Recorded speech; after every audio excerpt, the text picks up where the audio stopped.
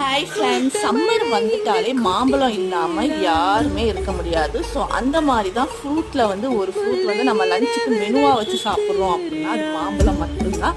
அந்த சம்மரில் மிஸ் பண்ணிடாதீங்க. நெக்ஸ்ட் பழம் பலாப்பழம் பிடிக்காதவங்க யாருமே இருக்க முடியாது. நம்ம ரெசிபிஸும் நிறையா பண்ணலாம் பலாப்பழத்தில். அந்த பலாப்பழமே ரொம்ப டேஸ்ட்டாக அப்படியே தேன் மாதிரி இருந்தால் நம்மளுக்கு விட மனசு வருமா? எவ்வளோ பலாப்பழம் சாப்பிடுவோம். அது மாதிரிதான் நொங்கு சொல்லவே வேணாம். நம்ம சின்ன பிள்ளையா இருக்கும்போது நொங்கு, பதினி அதெல்லாம் வந்து சைக்கிளில் வந்து தெருவில் கொண்டு போவாங்க. ஆனால் இப்போ பார்க்குறதே ரேர் ஆயிடுச்சு. அண்ட் எனக்கு இன்னைக்கு அதே சைல்ட்ஹுட் மெமரிஸில் சைக்கிளில் கொண்டு போனாங்க. அந்த நொங்கு தான் வாங்குறது.